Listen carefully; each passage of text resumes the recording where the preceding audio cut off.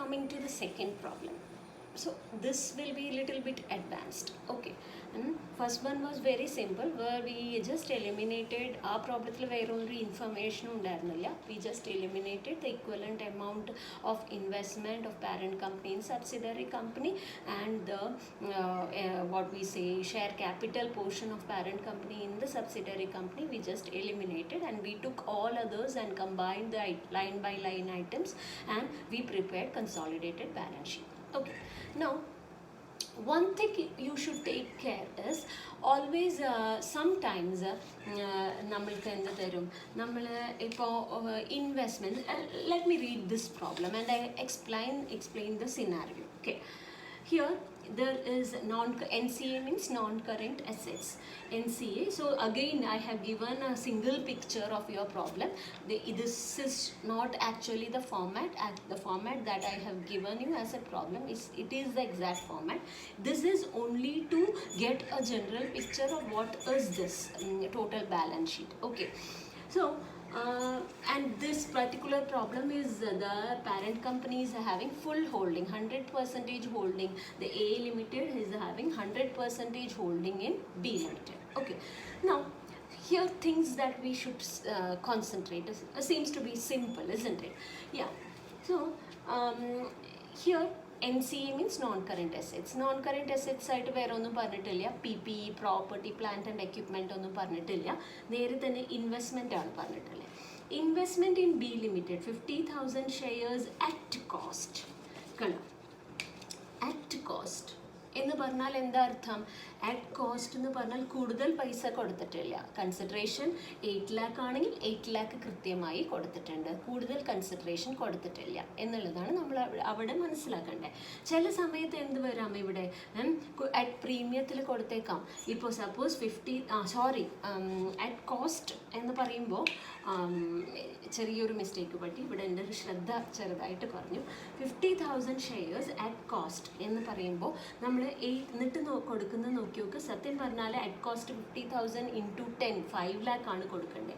അതിന് പകരം എത്ര കൊടുക്കുന്നു? 8 lakh ആണ് കൊടുക്കുന്നത്. ഓക്കെ, അപ്പോൾ ഇവിടെ എന്ത് വന്നു? 8 lakh കൊടുക്കുന്നു. 50,000 5 lakhന് പകരം 8 lakh കൊടുക്കുന്നു എന്ന് പറഞ്ഞാൽ അവിടെ എന്ത് വന്നു? ഗുഡ് വിൽ വന്നു. ഓക്കെ, അപ്പോൾ അത് നമ്മൾ ഗുഡ് വില്ലിൻ്റെ കാൽക്കുലേഷൻ നമ്മൾ ചെയ്യുമല്ലോ, അപ്പോൾ നമ്മളത് കൃത്യമായിട്ട് കാൽക്കുലേറ്റ് ചെയ്യാം. ഓക്കെ, പിന്നെ കറണ്ട് അസറ്റ്സ് ഉണ്ട് രണ്ട് കമ്പനിയുടെയും, അതിൽ വലിയ കൺഫ്യൂഷനൊന്നുമില്ല, നിങ്ങൾ ടോട്ടൽ ചെയ്ത് എഴുതിയാൽ മതി. പിന്നെ പറയുന്നത് എന്താണ്, ഇവിടെ equity shares 75,000 equity shares of ₹10 each 7,50,000.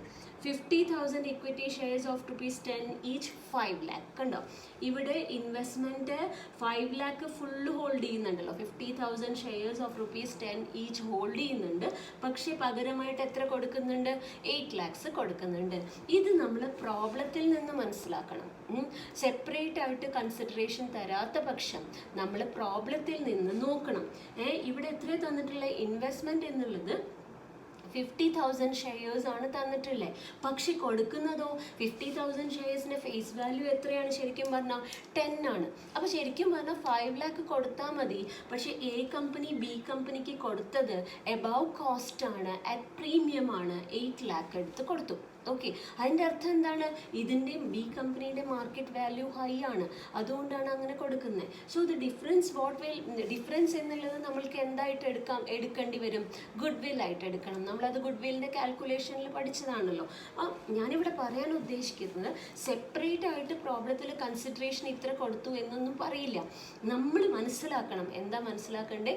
Face വാല്യൂൻ്റെ above ആണല്ലോ കൊടുത്തിട്ടുള്ളത്, അവിടെ ഗുഡ് വിൽ വരാനുള്ള സാധ്യത ഉണ്ട്, അതുകൊണ്ട് നമുക്കതിൻ്റെ കാൽക്കുലേഷൻ വേണ്ടി വരും എന്നുള്ള കാര്യം എല്ലാ പ്രോബ്ലത്തിലും അത് ശ്രദ്ധിക്കണം. നേരത്തെ പ്രോബ്ലത്തിൽ എന്താ ഉണ്ടായേ? സെയിം തന്നെയാണ്. ഫേസ് വാല്യൂ എത്രയാണോ ഫേസ് വാല്യൂ അത്ര തന്നെയാണ് മറ്റേ കമ്പനി എക്സ് കമ്പനി വൈ ലിമിറ്റഡിന് ഇൻവെസ്റ്റ്മെൻറ്റും ഉള്ളത്. അതുകൊണ്ട് അവിടെ കോംപ്ലിക്കേഷൻ ഇല്ല, ഗുഡ് വില്ലിൻ്റെ കാൽക്കുലേഷൻ വേണ്ടി വന്നില്ല. ഇവിടെ ഗുഡ് വില്ലിൻ്റെ കാൽക്കുലേഷൻ വേണം. എന്താ കാരണം? 8 lakhsന് 5 lakhsന് പകരം എ ലിമിറ്റഡ് ബി ലിമിറ്റഡിന് 8 lakhs ആണ് കൊടുക്കുന്നത്. അപ്പോൾ അത് നമ്മൾ അതിൻ്റെ അർത്ഥം എന്താണ്? There is the requirement of calculation of goodwill. Okay. അപ്പോൾ എല്ലാ പ്രോബ്ലത്തിലും അത് നിങ്ങൾ നോക്കിക്കൊണ്ടിരിക്കും. ചില പ്രോബ്ലത്തിൽ സെപ്പറേറ്റ് ആയിട്ട് പുറത്ത് എന്ത് തരും, കൺസിഡറേഷൻ തരും. അപ്പോൾ ആ കൺസിഡറേഷൻ നമ്മൾ പരിഗണിക്കണം. ഓക്കെ, ഇവിടെ അതൊന്നും തന്നിട്ടില്ല, ഇങ്ങനെ മാത്രമാണ് തന്നിട്ടുള്ളത്. ഇനി രണ്ടാമത്തെ കാര്യം ശ്രദ്ധിക്കേണ്ടത്, ഇനി ഞാൻ പറയാൻ പോകുന്നത് ഇവിടെ റീറ്റെയിൻഡ് ഏർണിങ്സ് കണ്ടോ. റീറ്റെയിൻഡ് ഏർണിങ്സ് എന്ന് പറഞ്ഞാൽ P&L ആണ് ഉദ്ദേശിക്കുന്നത്. ഇതിൻ്റെ ഉള്ളിൽ ഇവിടെ നമ്മളുടെ ഈ ടൈപ്പ് പ്രോബ്ലത്തിൽ ഇതിൻ്റെ ഉള്ളിൽ ഉദ്ദേശിക്കുന്നത് P&L ആണ്. അപ്പോൾ ഇവിടെ ക്രെഡിറ്റ് സൈഡിൽ ലയബിലിറ്റിയിൽ P&L തന്നാൽ P&Lന് ക്രെഡിറ്റ് ബാലൻസ് ആണല്ലേ എന്ന് പറഞ്ഞാൽ പ്രോഫിറ്റ് ആണല്ലേ. അസറ്റ് സൈഡിൽ P&L തന്നു കഴിഞ്ഞാൽ എന്താണ് ഉദ്ദേശിക്കുന്നത്, ഇവിടെ ലോസ് എന്നാണ് ഉദ്ദേശിക്കുന്നത്. ഓക്കെ, പക്ഷെ ഇവിടെ അല്ല തന്നിട്ടില്ല, ഇവിടെയാണ്. എന്താണെങ്കിലും ഇവിടെ നമ്മൾ pre acquisition profit, post acquisition profit start ചെയ്യാൻ പോവാണ്. അതിൻ്റെ മുന്നോടിയായിട്ടാണ് ഞാൻ പറയുന്നത്. പ്രോബ്ലത്തിൽ റീറ്റെയിൻഡ് ഏർണിങ്സ് എന്ന് പറഞ്ഞിട്ട് സബ്സിഡറി കമ്പനിയിൽ റീറ്റെയിൻഡ് ഏർണിങ്സ് കണ്ടാൽ നിങ്ങൾ അൾട്ടിമേറ്റ് കോൺസെൻട്രേഷൻ ആ പ്രോബ്ലത്തിന് കൊടുക്കണം. ഓക്കെ, അവിടെ എന്ത് വന്നു, അവിടെ പ്രോഫിറ്റ് വന്നു. അത് നമ്മൾ ആദ്യം ഐഡൻറ്റിഫൈ ചെയ്യണം. എന്താ ഐഡൻറ്റിഫൈ ചെയ്യേണ്ടത്, പ്രീ അക്വിസിഷൻ പ്രോഫിറ്റ് ആണോ പോസ്റ്റ് അക്വിസിഷൻ പ്രോഫിറ്റ് ആണോ എന്നുള്ളത് ഐഡൻറ്റിഫൈ ചെയ്തിട്ട് അതിന് വേണ്ട ട്രീറ്റ്മെൻറ്റ് നടത്തണം. അപ്പോൾ ഇവിടെ നോക്കി നോക്കൂ, റീറ്റെയിൻഡ് ഏർണിംഗ് സബ്സിഡറി കമ്പനിയിലുണ്ട് 60,000 ഉണ്ട്. അതുകൊണ്ട് ഇനി we have to take care. We have to first of all find out whether this 60,000 is pre-acquisition profit or post-acquisition profit. അതെങ്ങനെയാണ് ഫൈൻഡ് ഔട്ട് ചെയ്യാമെന്നാണ് ഞാൻ പറയുന്നത്. അപ്പോൾ സപ്പോസ് ഇവിടെ ബാലൻസ് ഷീറ്റ് ഇവിടെ പ്രോബ്ലത്തിൽ സ്റ്റാർട്ട് ചെയ്യുന്നത് A Limited acquired B Limited, okay, B Limited on 31st March 2020. 31st March 2020. നിങ്ങളോട് consolidated balance ഷീറ്റും പ്രിപ്പയർ ചെയ്യാൻ പറയുന്നത് 31st March 2020 ആണ്. സോ സി, ഞാൻ ഇവിടെ ശ്രദ്ധിക്കേണ്ടത് ഇപ്പോൾ റീറ്റെയിൻഡ് ഏർണിങ്സ് പറഞ്ഞാൽ ഉടനെ തന്നെ നിങ്ങൾ നോക്കണം എന്നാണ് ഇത് അക്വയർ ചെയ്തത്. ഓക്കെ, എന്നാണ് അക്വയർ ചെയ്തത് നോക്കുമ്പോൾ 31st March 2020 ആണ്. അന്നത്തെ ബാലൻസ് ഷീറ്റ് തന്നെയാണ് നിങ്ങൾക്ക് തന്നിട്ടുള്ളത്. എന്ന് പറഞ്ഞാൽ എന്താണ്, ഈ പ്രോഫിറ്റ് എന്ന് ഉദ്ദേശിക്കുന്നത് അക്വയർ ചെയ്യുന്ന അന്നത്തെ പ്രോഫിറ്റാണ്. അപ്പം മനസ്സിലായി, അക്വയർ ചെയ്യുന്ന അന്നത്തെ തന്നെ പ്രോഫിറ്റാണ് എന്ന് പറഞ്ഞാൽ 60,000 എന്നുള്ളത് പ്രീ അക്വിസിഷൻ പ്രോഫിറ്റാണ്. ഓക്കെ, പ്രീ അക്വിസിഷൻ ഞാനൊന്നും കൂടി പറയാം. നമ്മൾ എന്തൊക്കെ ശ്രദ്ധിക്കണം എന്നുള്ളത്, ആദ്യത്തെ ഐറ്റം നമ്മൾ ഇൻവെസ്റ്റ്മെൻറ്റും തുല്യമായ ഷെയർ ക്യാപിറ്റലും നമ്മൾ എലിമിനേറ്റ് ചെയ്യേണ്ട കാര്യം പറഞ്ഞു കഴിഞ്ഞു, ഒരു പ്രോബ്ലം ചെയ്തു. പിന്നെ ഞാൻ പറഞ്ഞത് ചില സമയത്ത് ഫേസ് വാല്യൂവിനേക്കാൾ കൂടുതൽ പൈസ കൊടുത്തിട്ടാണ് A Limited B Limitedൻ്റെ ഷെയർസ് വാങ്ങിക്കുന്നത്. ഓക്കെ, അപ്പോൾ അതിൻ്റെ ഉത്തമ എക്സാമ്പിളാണ് ഇവിടെ 50,000 ഷെയർസ് വാങ്ങി അറ്റ് ദ റേറ്റ് ഓഫ് ₹10 കൊടുത്താൽ മതി. പക്ഷേ എത്ര കൊടുക്കുന്നു, 8 lakh കൊടുക്കുന്നു. അതുകൊണ്ട് അവിടെ എന്ത് വരണം, we should think that there is the requirement of calculation of goodwill. So that is the second thing what I have told. Third thing, നമ്മൾ ഉടനെ എന്ത് നോക്കണം, റീറ്റെയിൻഡ് ഏർണിങ്സ് തന്നിട്ടുണ്ട്. റീറ്റെയിൻഡ് ഏർണിങ്സ് എന്ന് പറഞ്ഞാൽ ഈ തരത്തിലുള്ള പ്രോബ്ലത്തിൽ P&L അക്കൗണ്ടാണ് ഉദ്ദേശിക്കുന്നത്. P&L അക്കൗണ്ട് ലയബിലിറ്റി സൈഡിൽ വന്നാൽ പ്രോഫിറ്റ് ആണ്, അസറ്റ് സൈഡിൽ വന്നാൽ നമ്മൾ വിചാരിക്കേണ്ട ലോസ് ആണ് എന്നാണ്. അത് ഞാൻ പിന്നെ പറഞ്ഞു തരും. അപ്പോൾ അതിനൊക്കെ വേറെ വേറെ പ്രോഫിറ്റ് ആകുമ്പോൾ ആഡ് ചെയ്യുന്ന പോലെ ലോസ് ആകുമ്പോൾ നമ്മൾ കുറയ്ക്കേണ്ടി വരും. നേരെ ഓപ്പോസിറ്റ് ട്രീറ്റ്മെൻറ്റ് നമ്മൾ ചെയ്യേണ്ടി വരും. അപ്പോൾ ഇവിടെ റീറ്റെയിൻഡ് ഏർണിങ്സ് 60,000 എന്ന് സബ്സിഡറി കമ്പനിയുടെ ബാലൻസ് ഷീറ്റിൽ തന്നു. ഉടനെ തന്നെ നിങ്ങൾ കോൺഷ്യസ് ആവാറായി. You should be conscious and identify whether this profit is pre acquisition profit or post acquisition profit. Clear? So I immediately went to the first area of the question where it is mentioned that A Limited acquired the equity shares 100% of B Limited on 31st March 2020, on which date the balance sheet of both companies are given below. എന്ന് പറഞ്ഞാൽ എന്താണ്, acquire ചെയ്യുന്ന അന്നത്തെ balance ഷീറ്റും ആണ് നിങ്ങൾക്ക് തന്നിട്ടല്ലേ എന്ന് പറഞ്ഞാൽ നമ്മൾ മനസ്സിലാക്കേണ്ടത് ഈ പറഞ്ഞ പ്രോഫിറ്റ് എന്നത്തെയാണ്, എക്വയർ ചെയ്യുന്ന അന്നത്തെ പ്രോഫിറ്റാണ്. എന്ന് പറഞ്ഞാൽ ഒന്നും കൂടിയും പറയാം, എക്വയർ ചെയ്യുന്ന അന്നത്തെ പ്രോഫിറ്റ് എന്ന് പറഞ്ഞാൽ എന്താ മീൻ ചെയ്യണേ? It is pre acquisition profit. Clear? Hope it's clear. Suppose ഇത് തന്നിട്ടുള്ളത് ബാലൻസ് ഷീറ്റ് തന്നത് ഇങ്ങനെയാണ്. സപ്പോസ് ഇവിടെ നമ്മൾ മനസ്സിലാക്കേണ്ടത് 30, ഞാൻ എക്സാമ്പിൾ പറയുകയാണെ, പ്രോബ്ലം മനസ്സിലാക്കുക, ഇതായിട്ട് കൺഫ്യൂസ് ആക്കരുത്.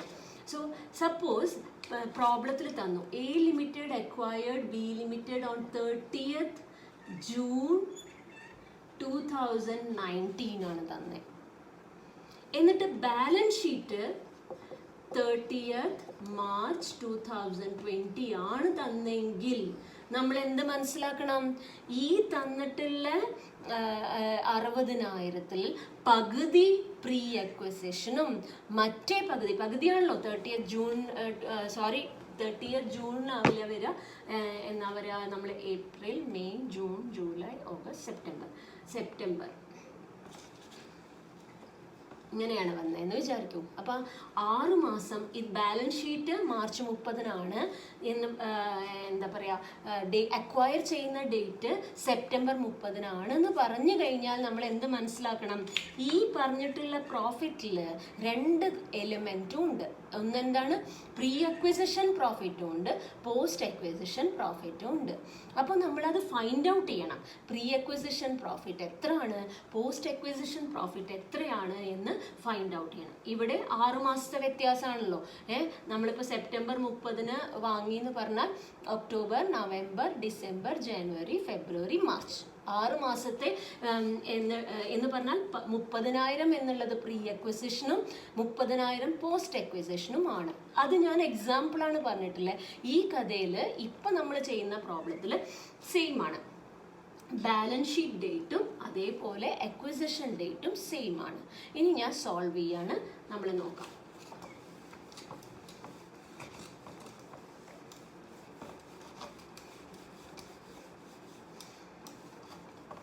സോ ഞാനിവിടെ പോയിന്റ് ഔട്ട് ചെയ്യാണ്, എന്തൊക്കെയാണ് ശ്രദ്ധിക്കേണ്ടതെന്നുള്ളത് പോയിന്റ് ഔട്ട് ചെയ്യാണ്.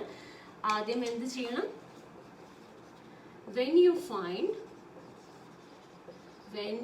find retained earnings in subsidiary company, okay, a subsidiary company, you have to identify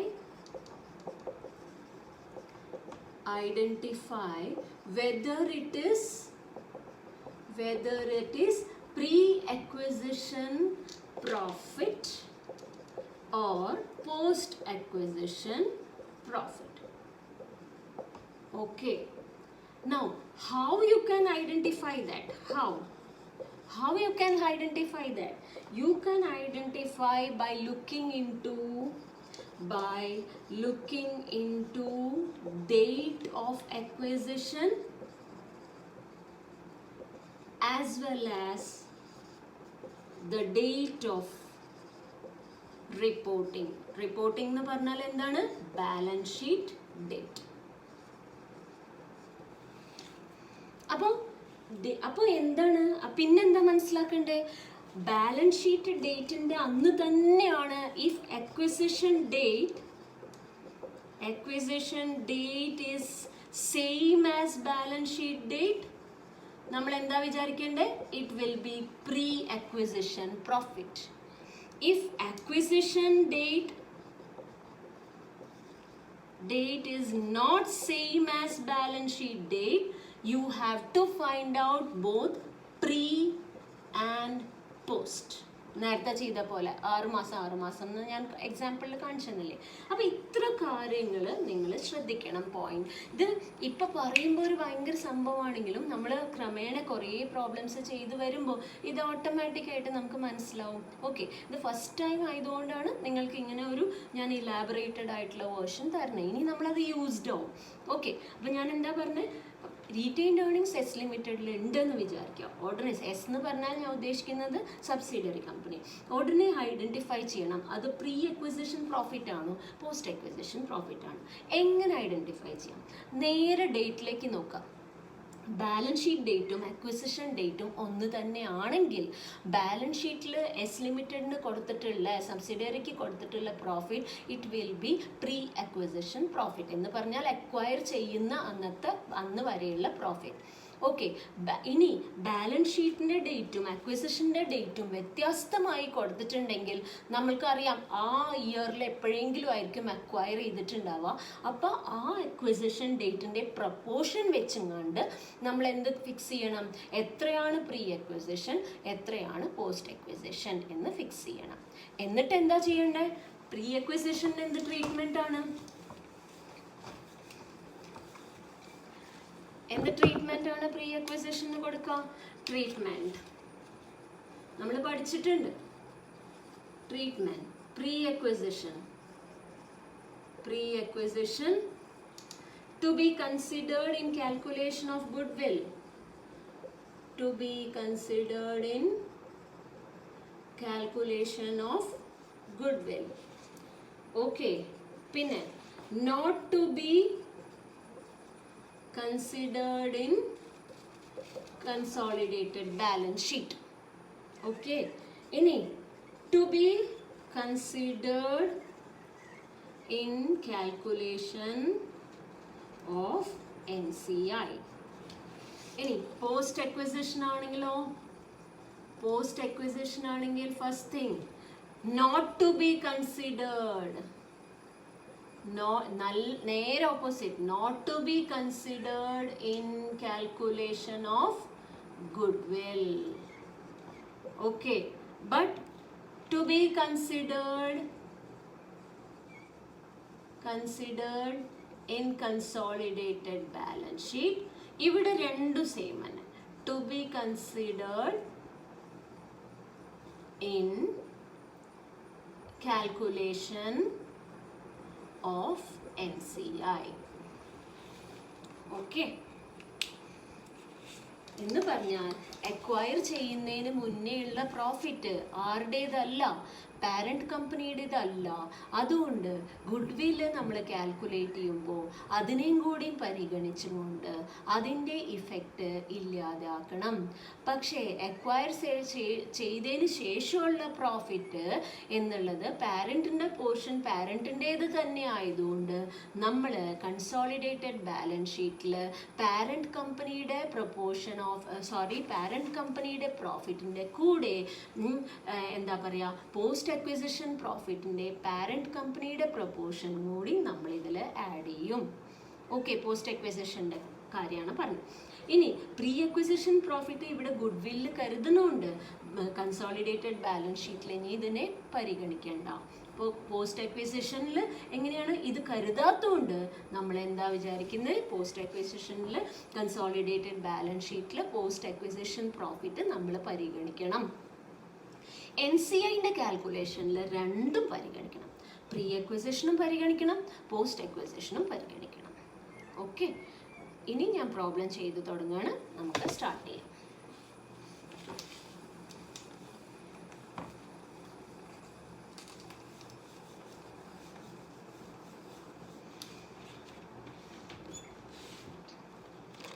ആദ്യം ഞാൻ വർക്കിംഗ് നോട്ട്സ് ഒക്കെ എഴുതി റെഡിയാക്കി വെക്കുകയാണ്. എന്നിട്ട് നമുക്ക് എന്ത് ചെയ്യാം, കൺസോളിഡേറ്റഡ് ബാലൻസ് ഷീറ്റ് പ്രിപ്പയർ ചെയ്യാം. Working not, calculation of good will ഞാൻ എഴുതി തന്നിട്ടുണ്ട്. പ്രീ അക്വിസിഷൻ പ്രോഫിറ്റ് അല്ലെങ്കിൽ പോസ്റ്റ് അക്വിസിഷൻ പ്രോഫിറ്റ് ഉണ്ടാവുമ്പോൾ ഗുഡ് വിൽ എന്ന് പറഞ്ഞാൽ എന്താണ്, കൺസിഡറേഷൻ പെയ്ഡ് ലെസ് എന്താ, paid up value of shares,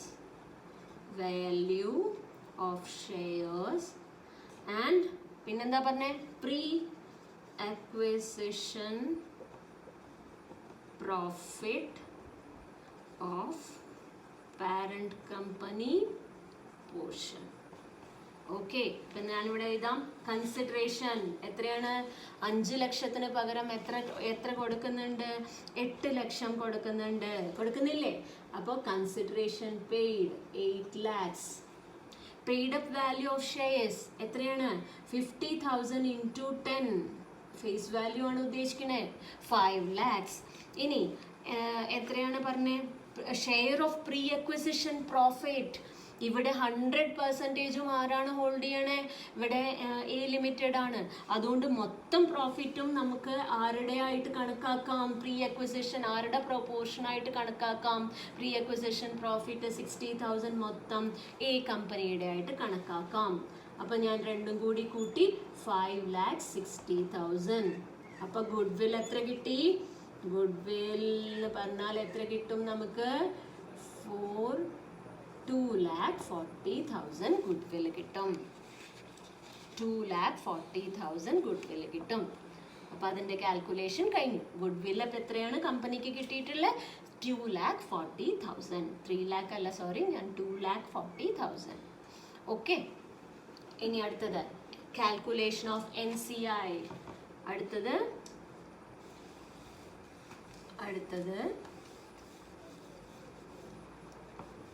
calculation of NCI. NCIയിൽ എല്ലാം എടുക്കണം എന്ന് ഞാൻ പറഞ്ഞിട്ടുണ്ട്. ഇവിടെ പ്രീ അക്വിസിഷൻ മാത്രമല്ലേ ഉള്ളൂ, അതുകൊണ്ട് നമുക്ക് പ്രീ അക്വിസിഷൻ എടുത്തേക്കാം. ആദ്യം NCIൻ്റെ പോർഷൻ എത്രയാണെന്ന് നോക്കൂ. എത്രയാണ് NCI ഇല്ലല്ലോ, ഐ എം സോറി, 100% ഹോൾഡിംഗ് അല്ലേ. So there is no requirement of calculation of NCI. ഇനി നേരെ എന്ത് പ്രിപ്പയർ ചെയ്യാം? കൺസോളിഡേറ്റഡ് ബാലൻസ് ഷീറ്റ് പ്രിപ്പയർ ചെയ്യാം.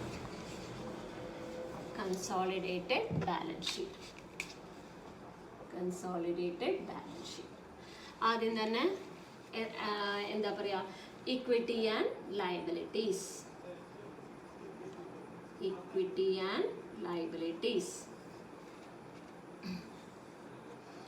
ഷെയർ ക്യാപിറ്റൽ ആരുടേത് മാത്രമേ എടുക്കാവൂ?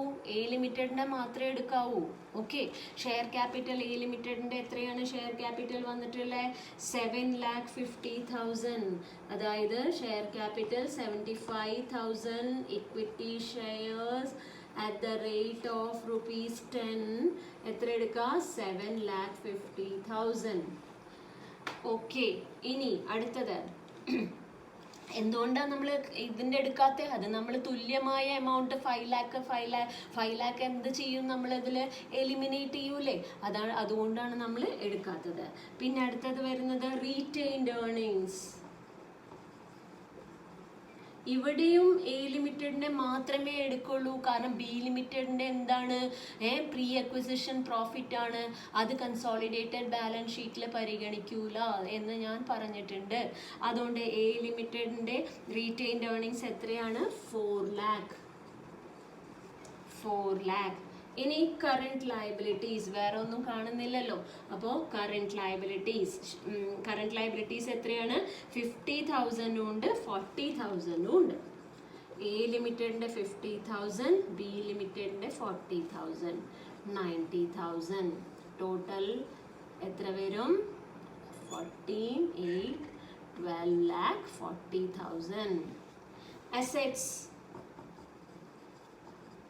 NCA എന്ത് മാത്രമേ ഉള്ളൂ? ഗുഡ് വില്ല് മാത്രമേ ഉള്ളൂ. വേറെ അസറ്റിനെ കുറിച്ചൊന്നും പറഞ്ഞിട്ടില്ല. ഗുഡ് വില്ല് നമ്മൾ കാൽക്കുലേറ്റ് ചെയ്ത് വെച്ചിട്ടുണ്ട്. എത്രയാ?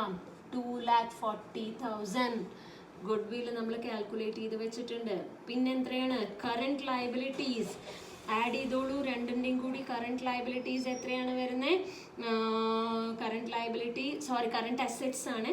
current assets, I'm sorry, current assets എത്രയാണ് വരുന്നത്? 4 lakh plus 6 lakh, 4 lakh plus 6 lakh, 10 lakh, total 12,40,000. കണ്ടോ? ടാലി ആയത് കണ്ടോ? 12,40,000. ഓക്കെ.